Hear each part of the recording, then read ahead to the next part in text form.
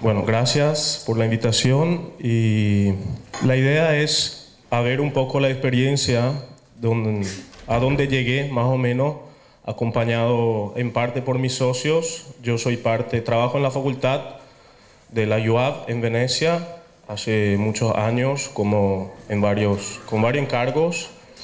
Y bueno, soy realmente veneciano aunque tenga una tonada paraguaya, así que se tienen que bancar mi acento. Aprendí el español ahí y así sigo. Y bueno, lo importante es transmitirle algo y bueno, esto es el censo del lenguaje y espero que le llegue algo, además de mi gramática y bueno, y de mi vocabulario que también es un poco diferente. Y nada, sí, todo lo que comenzó en el 2006 con mi primer viaje en Paraguay culmina con un trabajo de tesis de doctorado que le voy a presentar en parte, no todo, que justamente comienza de una pregunta que ahora le voy a proponer y después veremos un poco lo que hacemos como oficina, ya que mis dos socios hicieron el mismo percurso que yo. Los tres trabajamos en la facultad, los tres hicimos una tesis de doctorado, los tres seguimos trabajando en la oficina y en investigaciones. La pregunta la resumo con estas imágenes que espero puedan reconocer la arquitectura que se ven acá. Y bueno, el interés de mi tesis era intentar explicar cómo un grupo de arquitectos muy heterogéneo de generaciones diferentes pudiera lograr una producción arquitectónica muy parecida, sobre todo en el contenido espacial. Esto es digamos, el enfoque principal con el cual después de alrededor de 7, 8 años de experiencia en Paraguay, empecé a intentar escribir la tesis de doctorado y bueno, el centro era esto, o sea, cómo tantos arquitectos puedan producir o empezar un proyecto desde esta concepción del espacio social de la casa. Yo vengo de Venecia, esto obviamente es lo opuesto de lo que podemos hacer nosotros ahí. Tal vez por esta razón me impresionó tanto. Y bueno, esta es una obra de Solano Benítez, esta es una obra de Miguel Duarte y esto es una obra de Javier Corbalán. Cuando yo le conocí a Javier Corbalán, estas dos obras no existían todavía, existía solo esta, y con esta obra cierro mi tesis de doctorado. O sea, mi tesis de doctorado trabaja y estudia las obras de Javier Corbalán como cierre final, realizadas antes de mi primer viaje en esta tierra. Bueno, los cortes son representativos simplemente de cómo se realiza este espacio, cómo se construye, y la idea era intentar a leer estas obras. O sea, en mi doctorado intentamos hacer una crítica empezando del proyecto y definir una teoría que surja del análisis del proyecto.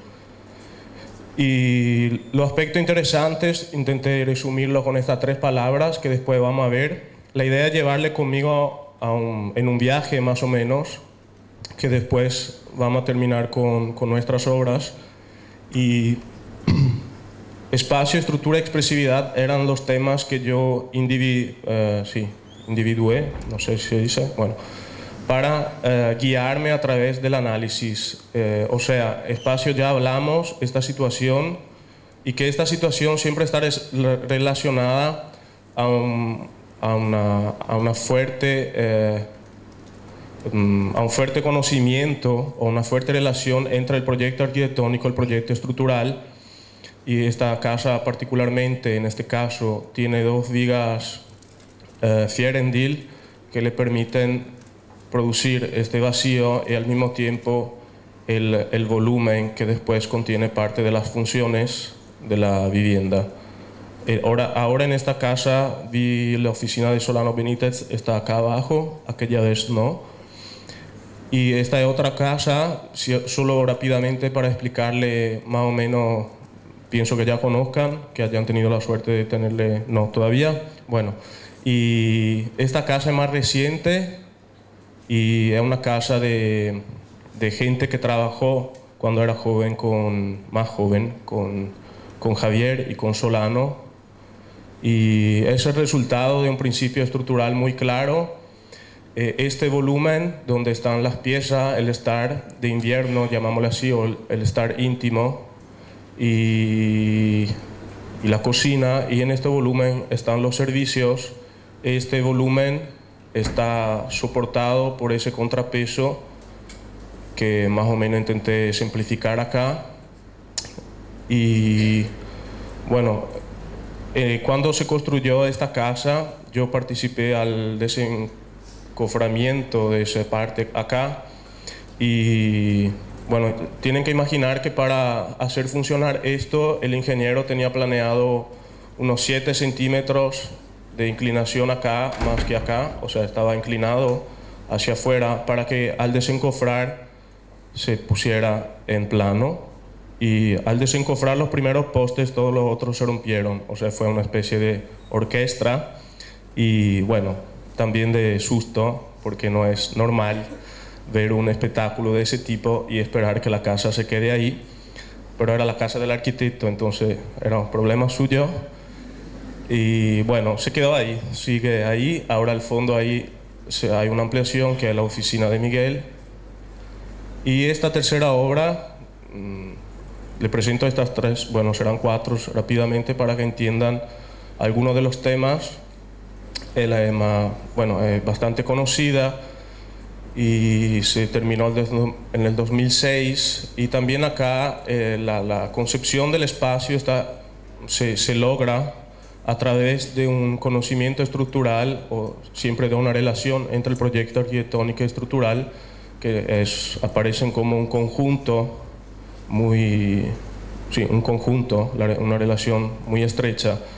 Y el sistema es muy básico, digamos. Hay 4 pilares, 2 vigas paredes y después 2 grandes vigas que soportan la losa y permiten liberar el espacio.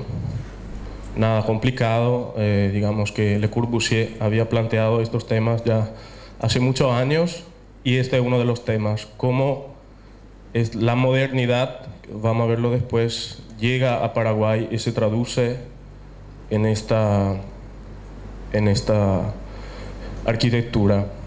Esta es otra casa que no tiene 2 niveles, pero es muy útil. Acá el nombre mismo de la casa es la estructura, y son 6 vigas y cada una soporta a la otra, y al cruzarse y al desfasarse aumenta la altura en los puntos, digamos, en algunos puntos significativos, y al mismo tiempo se produce una conformación espacial, una jerarquía espacial propia de la casa.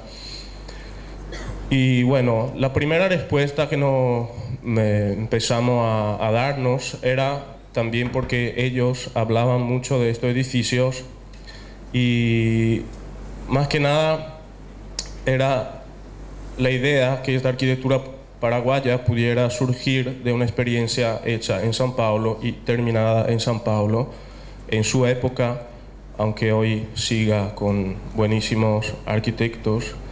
Y nada, la idea era que este espacio social de la Casa Paraguaya pudiera como retomar las cuestiones que iban desarrollando arquitectos como Artigas y Lina Bobardi. Al mismo tiempo, si la vemos de esta forma, los mismos espacios, nos damos cuenta que hay una relación, sí, pero a una escala completamente diferente entre el concepto de un espacio social de una casa y el concepto de un espacio público, que tiene que ver con la cultura paraguaya de la época en que la sociedad se daba solo adentro de los muros privados debido a la situación política y en general de seguridad del país. Pero no era suficiente esa idea para sustentar, digamos, el desarrollo, porque realmente ninguno de estos arquitectos trabajaron en oficinas así o recibieron una formación debida a estos maestros. Más que nada, la idea que pero siempre sigue es resumida en uno de estos. Pablo Méndez hizo millones de estos croquis, pero este más claro porque me permitía enfocar la idea que el espacio público es continuo y Pablo Méndez habla mucho de la ciudad continua. Y es una idea de ciudad muy relacionada a la modernidad europea que no tiene nada que ver con la ciudad que se está desarrollando hasta ahora en Asunción.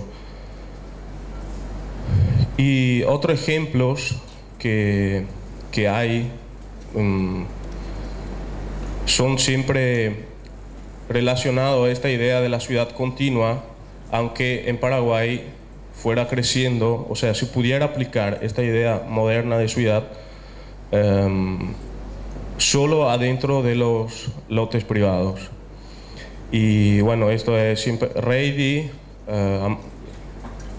Clorindo Testa y esta casa de Amancio Williams, que conocen seguramente. Esta imagen se conoce menos y a mí me gusta porque es la única imagen en que se entiende que el puente no es solo un puente que conecta dos lados de un río o de un arroyo en ese caso, pero es un espacio de sombra donde él imaginaba que la gente pudiera estar, que es lo que pasa exactamente en las casas asuncenas.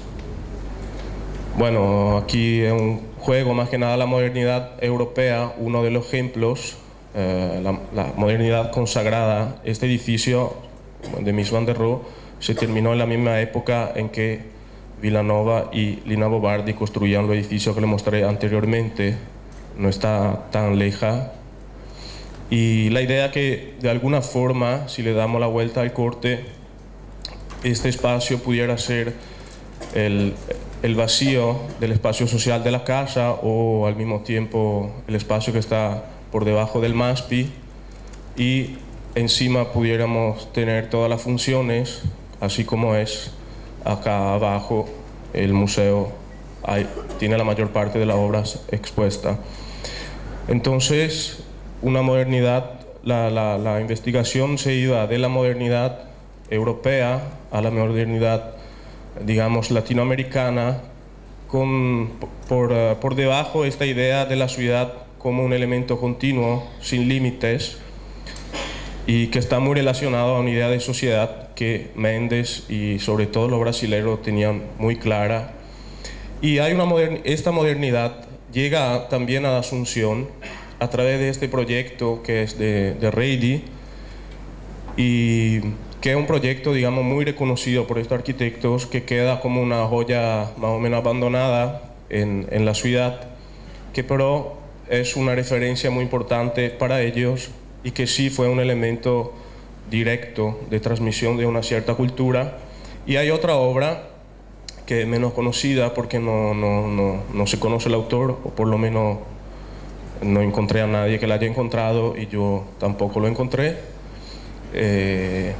Y bueno, es la Biblioteca Nacional, construida, donada por el Estado argentino, y también esta obra de la misma época tiene en sí los mismos temas, o sea, el espacio y la estructura del servicio de la construcción de este espacio, construyendo también un pequeño podio que resuelve el desnivel sobre la calle y permite solucionar unos accesos por detrás.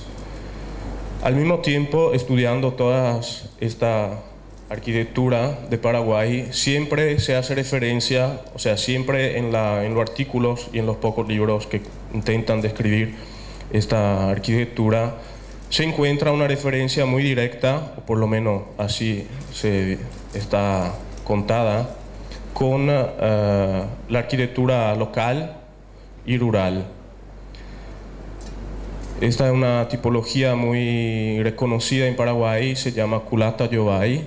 Es una tipología rural. Todavía ahora por los caminos, digamos, por las rutas, se pueden ver edificios construidos así, parecido a este.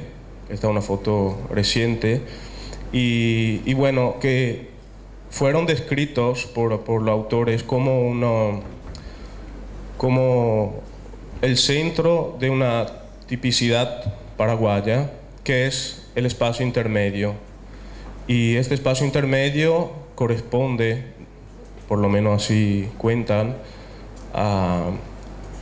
encuentra, digamos, su relación con los espacios que vimos anteriormente y se desarrolla en varias tipologías que ahora no le comento, pero digamos son reconocidas como tipologías locales.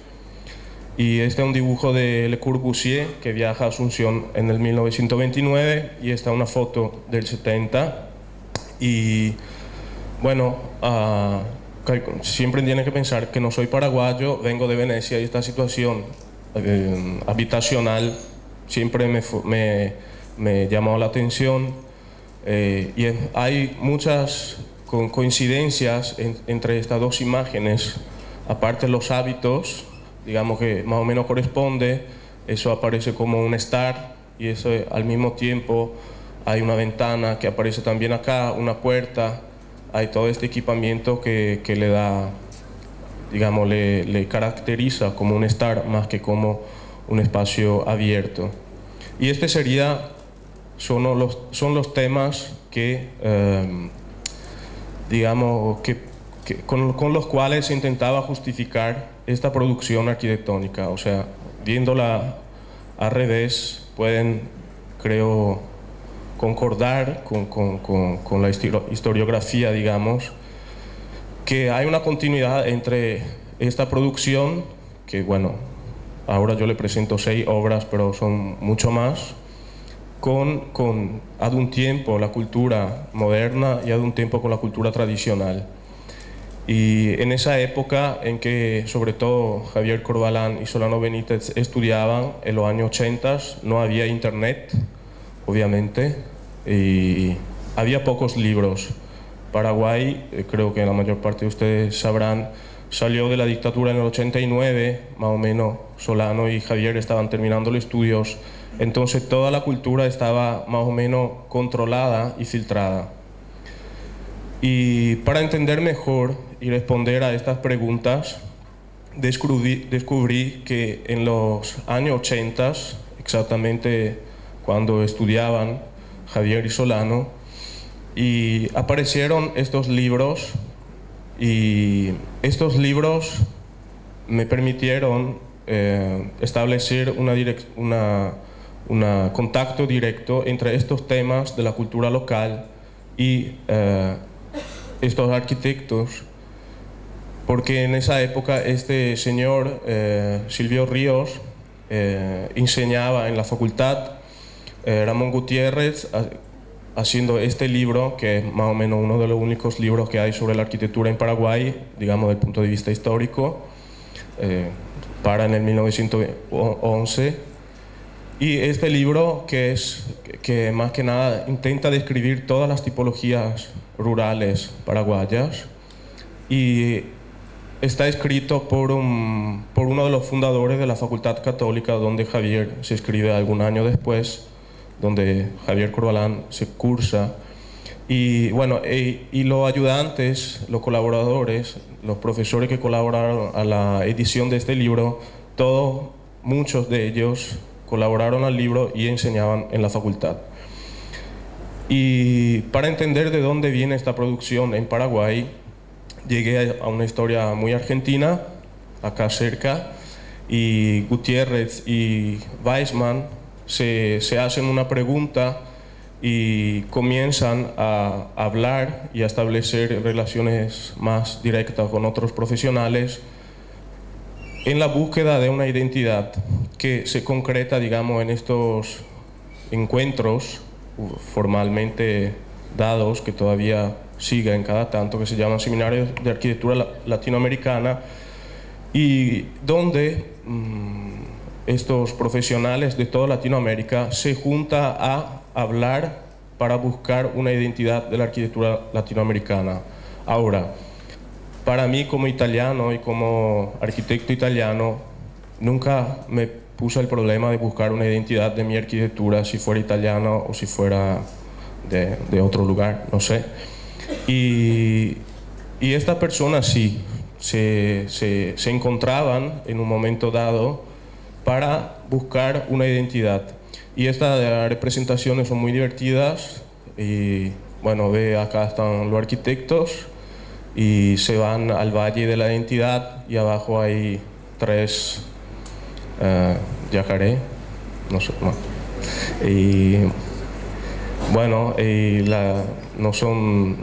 no encontré los originales, así que no se leen mucho, pero son, digamos, homenaje a Ramón Gutiérrez y a Marina Weissman, que le guiaron a la búsqueda de la identidad de la arquitectura latinoamericana.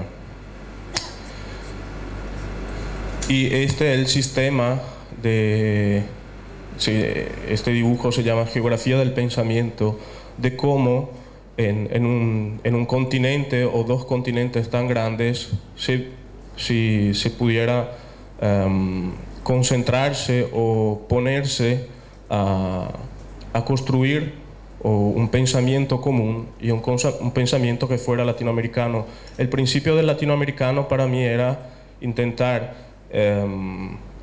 entender si la arquitectura que estaban haciendo en Paraguay era latinoamericana o era otra cosa. Y todo este momento se da por algo que ustedes conocen mejor que yo, que es debido a un cambio político, que es también un cambio cultural. Siempre Weissman y Gutiérrez, todo este redescubrimiento de la propia identidad a través del conocimiento de la propia arquitectura local, de ahí los libros sobre la cultura tradicional en Paraguay, sale de una década perdida, así llamada, que creo que conozcan mejor que yo, y bueno, que obviamente mi tesis no trata de este tema desde el punto de vista político, simplemente es un hecho que durante la década perdida estos arquitectos se hacen la pregunta, porque cambia el sistema de dominio de Estados Unidos, al ser, digamos, territorial, pasa a ser financiero y no hay más necesidad de estar a condicionar otros territorios a través de la presencia, sino que cambia totalmente el sistema de control.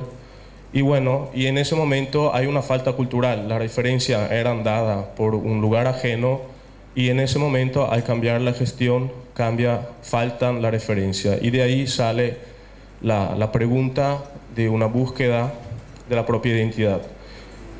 Y este es uno de los primeros libros argentinos, y que un poco nos da la idea de esta búsqueda, que no está dada por cierto, sino que procede. Esta es una misma publicación traducida en un año, en 3 lenguas, y en español, sí, en Barcelona, en Nueva York y en Milán, en Italia. Y las 3 así son muy simpáticas, digamos, porque acá se habla de nuevos caminos, acá de New Direction y acá de orientamientos, y más que nada es una colección de obras que intentan también empezar a definir una idea de arquitectura latinoamericana, que como, bueno, hay diferentes, digamos, inclinaciones, pero más que nada se habla de arquitectura latinoamericana.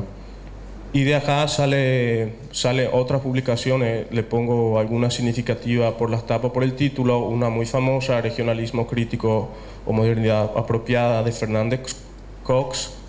Esta tapa más que nada me interesa porque para nosotros, o sea, para cualquiera, probablemente antes de estos años, una tapa así no hubiera tenido algún significado. Nosotros estamos acostumbrados a la heterogeneidad, o sea, vivimos en un imaginario que por la globalidad es heterogéneo, y acá estamos antes de la globalidad. Y se piensa que América Sur pueda estar hecha de esto y de esto al mismo tiempo.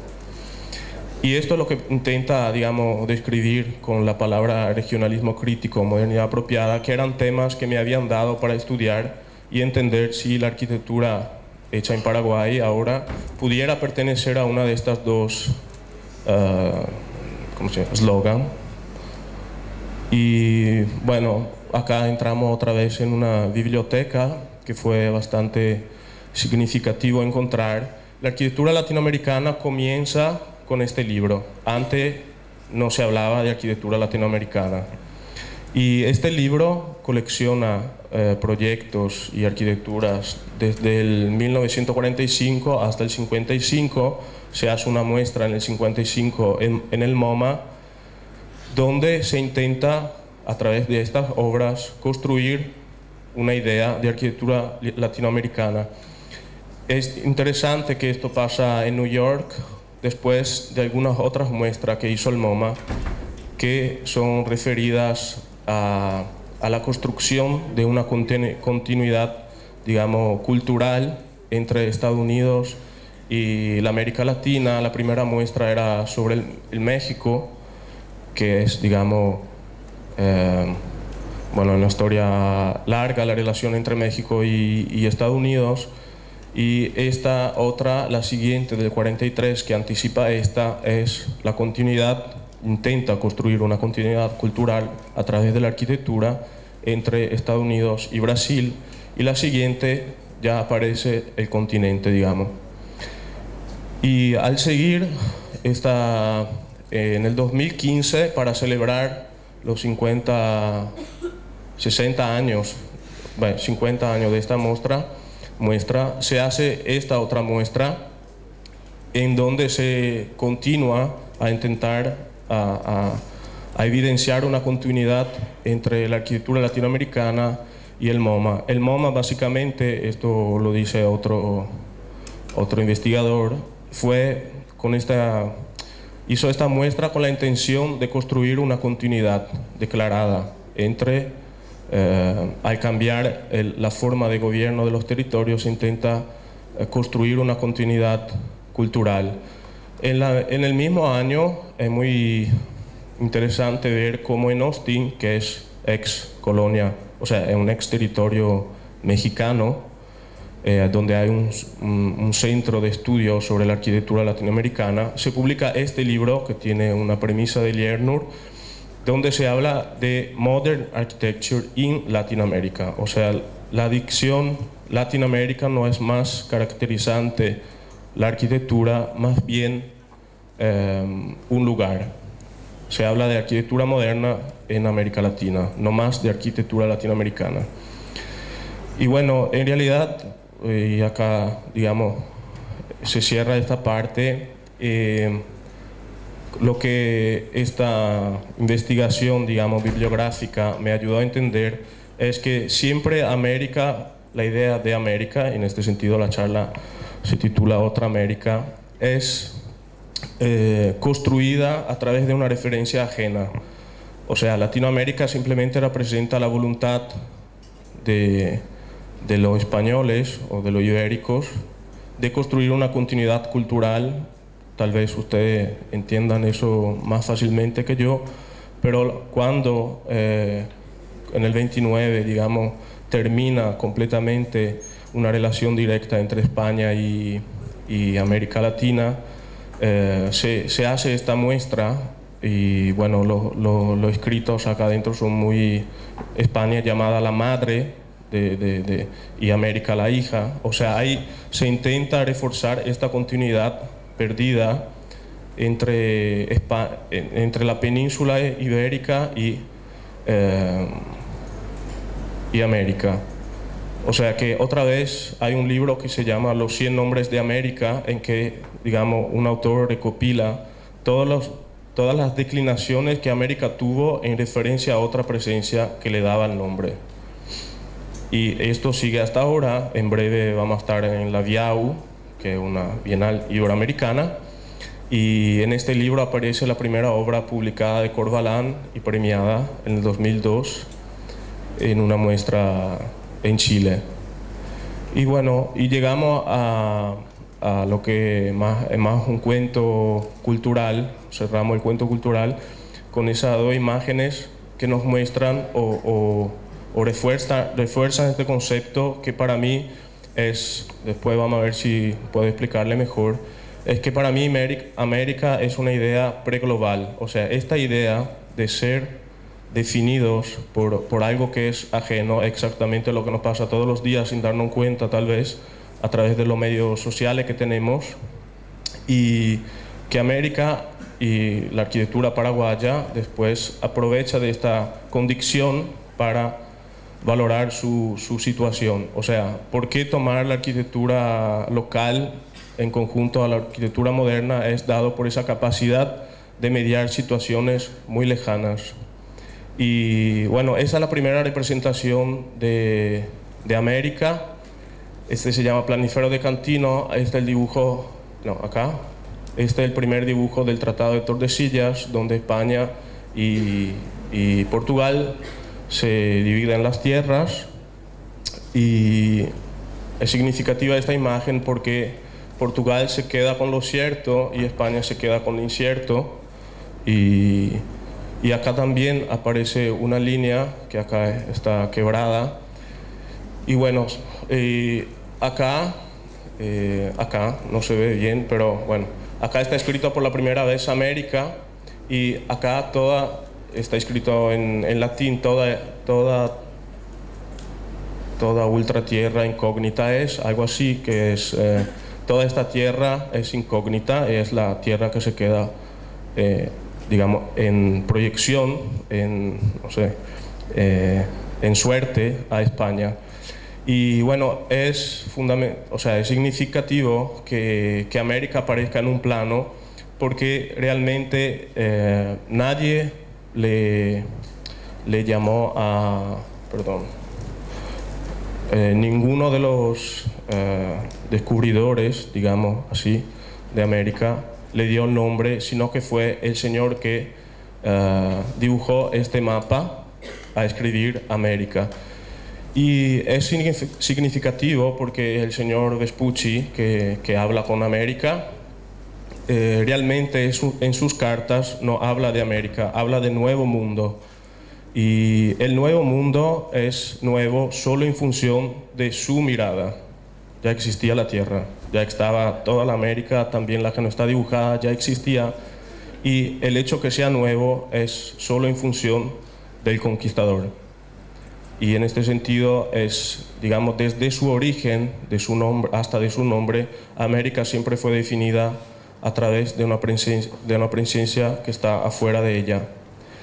Y en este sentido, digamos, volviendo a los libros, esta generación de arquitectos que dio resultados a una producción significativa en todos los estados de Latinoamérica, de descubrimiento de cultura local, está debida, digamos, a esta búsqueda de una cultura propia, tanto que Fernández Cox habla de modernidad apropiada y otros hablan de modernidad periféricas. Y bueno, este dibujo es muy conocido, pero siempre acá aparece de vuelta la idea que América es definida en relación a algo, que en este caso es el norte, como si el norte fuera la referencia. O sea, darle la vuelta a América, al final otra vez decir que el norte en nuestra concepción es más importante que el sur. O sea, se refiere otra vez a otro mundo cultural. Y otras imágenes, digamos, que expresan esta idea en diferentes modos. Esta es parte de la experiencia de Mereyda, de Chile, en que podamos, digamos, darle la vuelta a América, pero no sabemos, o encontrarle un centro ajeno para intentar, digamos, definir una propia dimensión de América. Y acá, digamos que después de este recorrido cultural, vuelvo otra vez a las obras, que son lo que nos interesa principalmente como arquitectos, y intento, digamos, encuentro otro sentido a cómo un arquitecto paraguayo contemporáneo pueda liberamente buscar y usar todas estas referencias, aunque sean muy pocas, porque básicamente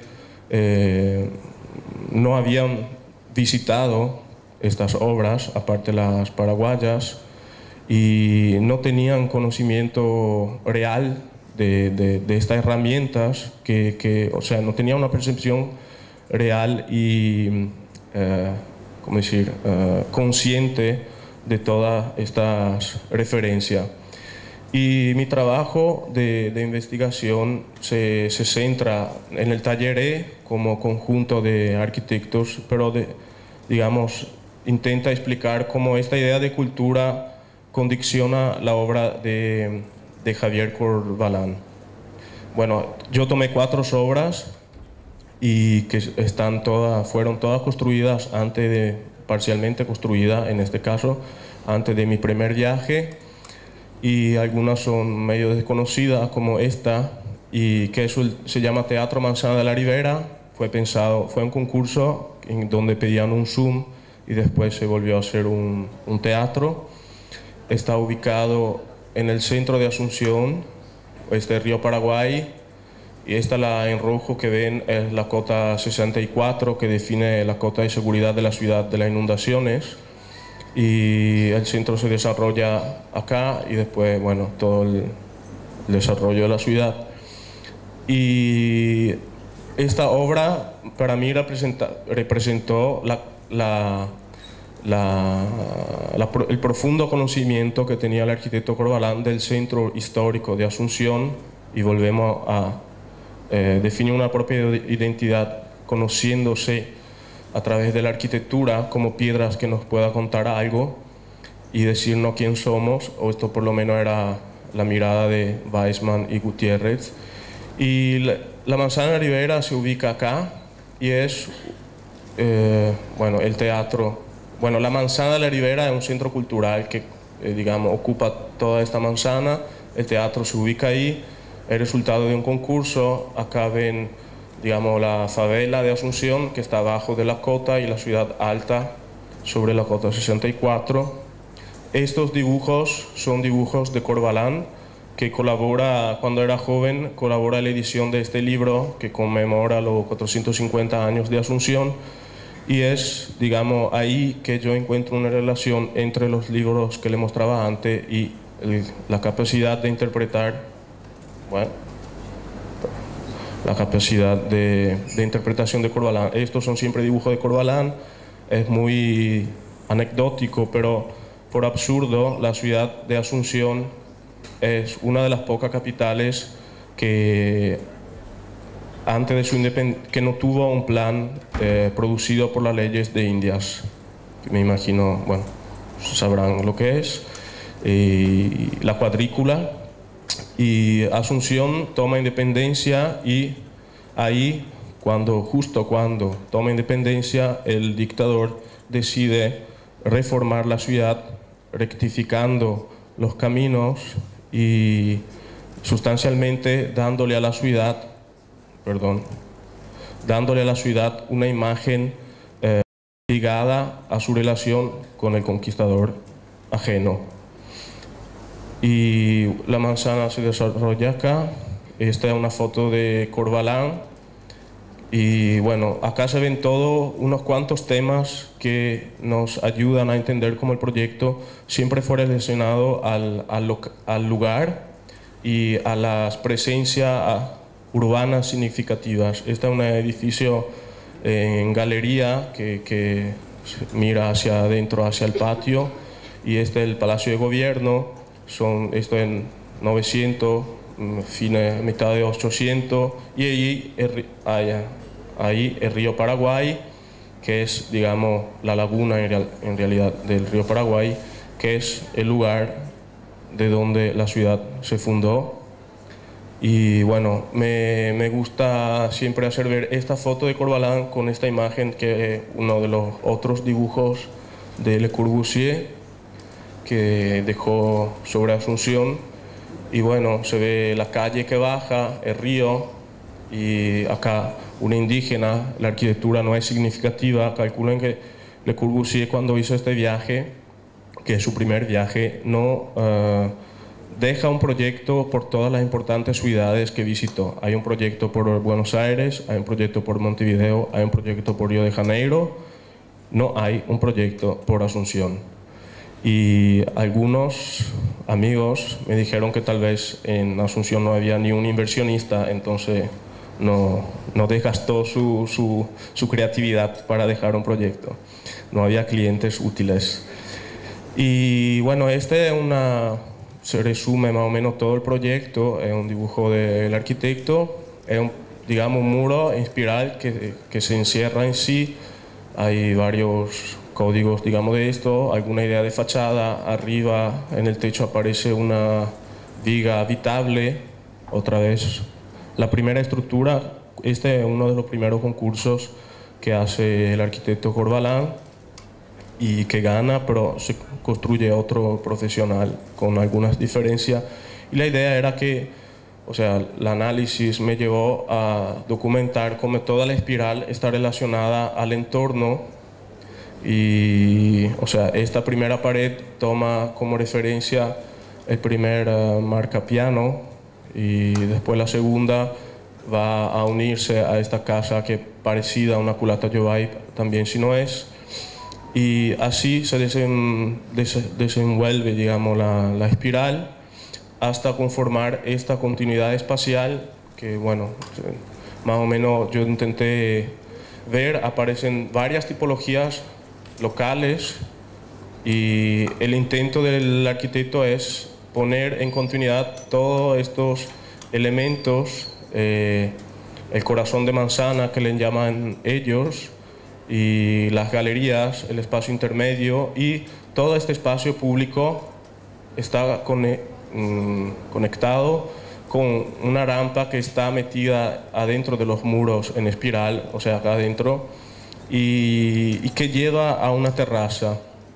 Esta es una foto donde se ve que la terraza no existe porque fue construido por otro arquitecto, y la idea era, según yo, cómo volver, entrar de la ciudad, tener un momento de abstracción adentro del teatro y volver a la ciudad donde está hospedado el edificio. O sea, este principio después está también se puede encontrar también en esta obra, que es más conocida, fue publicada la primera vez en el libro que le mostraba antes, que es el CEPES. Se encuentra, digamos, a las márgenes del centro histórico.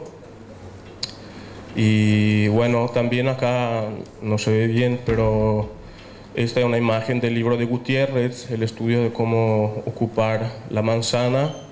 Y esta es la primera propuesta del arquitecto, que es muy relacionada a una formación ochentosa, digamos. O sea, acá aparecen todas cosas que vieron por varios lados, o que por lo menos yo vi en muchas partes de América, y que este muro cuadriculado, y acá se ve un pequeño croquis del corte, y acá un pequeño croquis de la planta.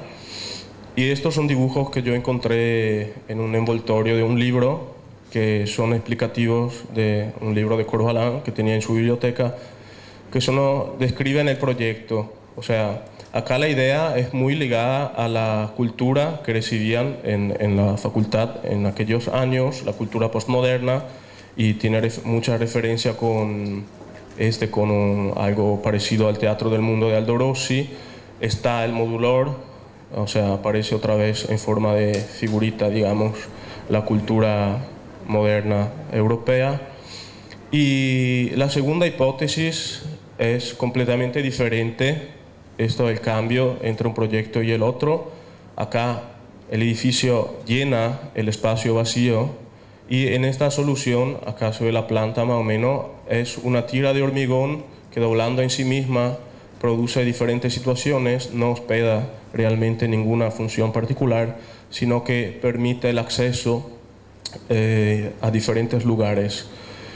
Y la idea es exactamente esa, pasar de construir un elemento adentro de este vacío. Esta es la maqueta que construye el andamento del vacío. En realidad, Corvalán arregla dos edificios existentes acá al costado, y este proyecto en realidad intenta simplemente darle una forma al vacío y poner en continuidad estos dos ensanches al final del callejón. Y bueno, también acá hay una especie de espiral. Esta es el comienzo de la cinta, que es también la puerta, que está hecha de igual forma en hormigón y se levanta por dentro. Acá, digamos, es representada cerrada.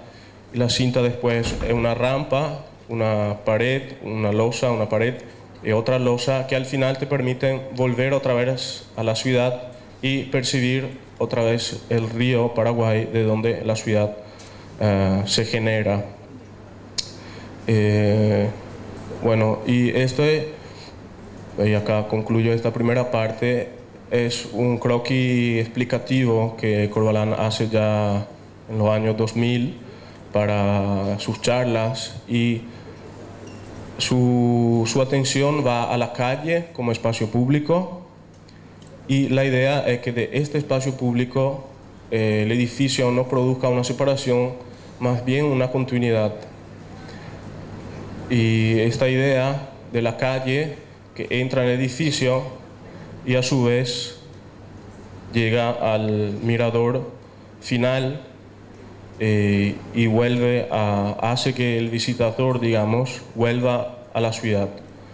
Y estos temas de la arquitectura como un dispositivo relacionado y en relación con la ciudad donde se ubica son temas muy relacionados a la cultura que él recibió en la facultad, en tener atención al lugar mismo donde estaba, más que a culturas ajenas que se veían en la primera versión, que eran muy relacionadas a la arquitectura, digamos, desarrollada en el mundo occidental. Bueno, acá pasamos a la segunda parte, donde digamos que intento analizar como estos temas de la arquitectura como un sistema, un dispositivo relacionado a la ciudad. Intentamos aplicarlo en nuestra oficina, y como algunos temas de la estructura y del espacio de la expresividad, intentamos también traducir en una arquitectura que no sabemos si tiene una identidad italiana, pero por lo menos es la que logramos hacer con los pocos que tenemos. Y nosotros nos gusta representarnos así. Esta es una imagen de nosotros tres, somos fusionados, algunas partes son mías y los pelos son míos y la barba también. Bueno, esta idea es que tenemos una arquitectura bastante heterogénea y no nos conformamos precisamente a un objetivo estético, más que nada a trabajar sobre estos principios que intenté mostrarle en la obra de Corvalán. Y este primer proyecto, digamos que lo comentamos como una situación muy difícil, que es la de atrapar las nubes, y se trata de una cosa que construimos en Paraguay, y así que no hablamos de arquitectura hecha por italianos en Paraguay en ese momento. Y en este caso, la dueña de la casa, lo único que le interesaba de su casa era su jardín, que le cuidaba más que a sí misma, y lo único que teníamos que hacer era un quincho sin arruinar el jardín.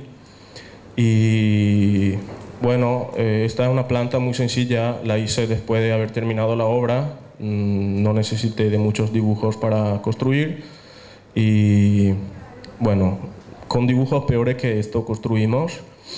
Y más que nada hacia acá está el servicio, entonces este es el acceso desde el servicio al quincho, que está ubicado en esta porción, justamente por estar de lado y escondido de la vista principal del jardín, que viene desde acá donde está la galería, que es acá.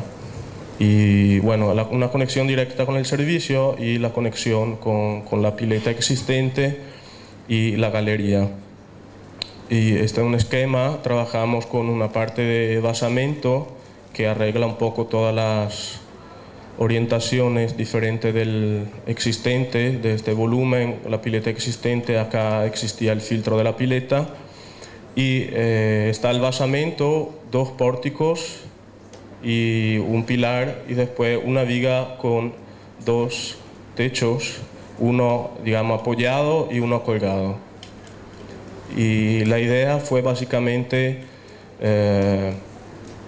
construir una viga que sobre esta viga pudieran apoyar este techo que permitía el acceso al jardín, o sea, la vista del jardín desde acá, además de cubrir el pasillo, que era una digamos, de los pedidos, y el segundo techo que está colgado, y todo se resuelve más o menos con una solución, digamos, muy técnica y muy económica, debido a cuestiones económicas.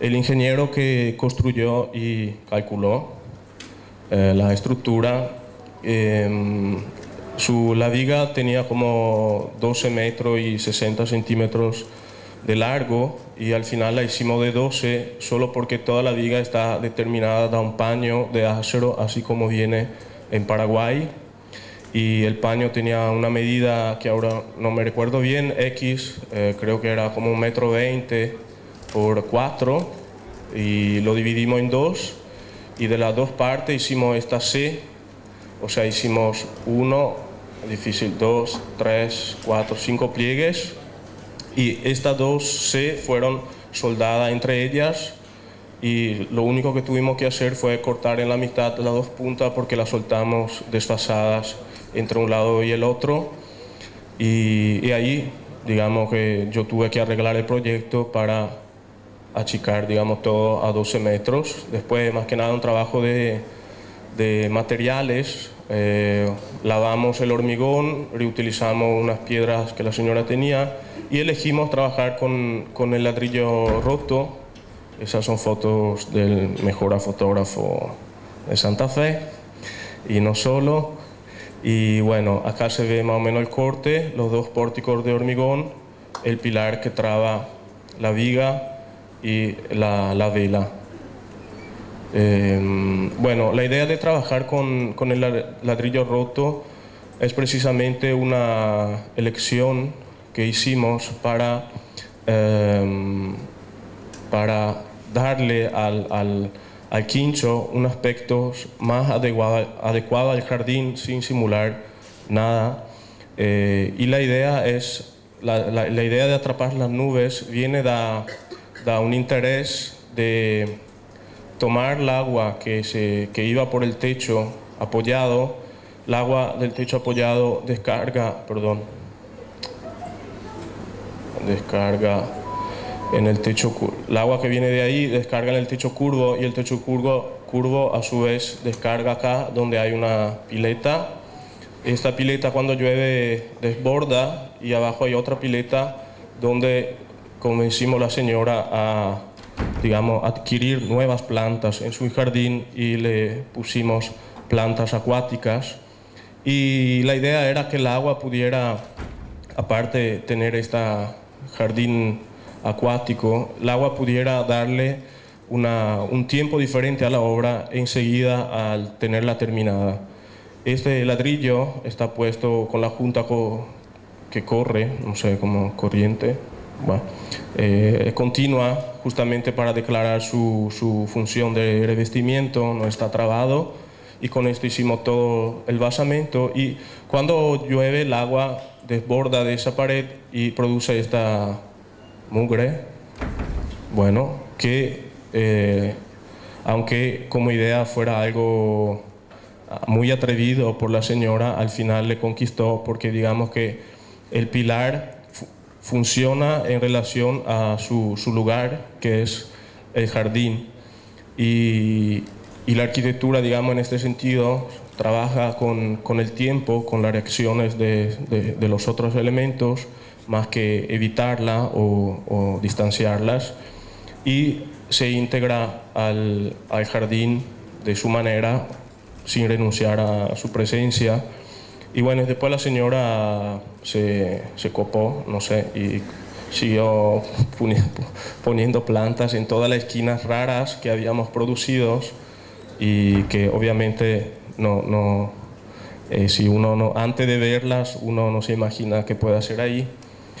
Y bueno, este es el filtro que estaba ahí ubicado y no movimos, y todo el trabajo del basamento está más o menos intentando solucionar las dos preexistencias, el jardín vegetal, un banco y el pilar. con esa intención digamos, de mirar más allá del proyecto en sí, aunque la viga, los techos y el ladrillo sean, digamos, elementos muy fuertes, y más que nada nos interesaba esa idea del tiempo y del agua. Esta es otra construcción que hicimos en Belluno, que es de donde viene uno de mis socios.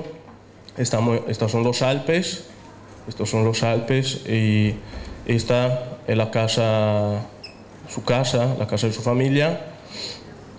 Y la idea acá era también crear un dispositivo que la arquitectura logre obtener un resultado más de construir un espacio para vivir, sino también un espacio relacionado al vivir ahí, en ese mismo lugar. Esta es la vista, esta es la casa, este es el lugar donde se ponía el fieno, no sé, las pajas, digamos, y esta es la huerta y la vista que hay. Este es el estado así como está, o sea, como estaba. Y bueno, el pedido era hacer esto de vuelta, y podíamos construir unos cuantos metros cúbicos más, y la idea fue al final demoler esta parte en gris y teníamos que construirla de vuelta igual y hacer la ampliación, aunque la gente no había pedido algo acá hacia la calle porque era más común en el entorno. Y nosotros insistimos para mantener la casa acá. Esta parte que ven en verde es, digamos, reconstrucción y ampliación. Movimos un poco la casa hacia atrás para producir este podio, este mirador natural de la casa, y después para mirar también hacia una pequeña capilla que estaba ahí al costado. Esa es la planta, muy sencilla, no hay ningún, digamos, invento. Esta es la parte que reconstruimos y esta es la ampliación nueva, el corte. Bueno, ve que hay un desnivel natural del cual nosotros aprovechamos en el proyecto, que es esto. Este es el piso de arriba. Son dos departamentos separados, el de arriba y el de abajo. Y la idea básicamente del trabajo está toda en relación al entorno. O sea, esta ventana que más o menos está en la esquina del Star, mira hacia estos montes. Esta pequeña ventanita de la cocina del piso de arriba permite apreciar la pequeña capilla, y todo el frente mira hacia la huerta y hacia los cerros que están hacia el este, perdón. Bueno, acá también una imagen más directa que siempre teníamos como imaginario, la idea de recortar un paisaje preciso, y la casa más que nada intenta construir esta secuencia y nada más. Y bueno, esta es la ventana que le decía que mira hacia atrás. Acá después digamos, se puso el equipamiento del Enlestar, y esta era el comedor. Como ve, hay un escalón que después resolvimos con 2 bloques de mármol, y acá la vista hacia el frente, el abuelo que toma posesión del mirador. Y bueno, la casa más que nada intenta construir o sea, se deforma y se excava en relación a estas relaciones con el paisaje.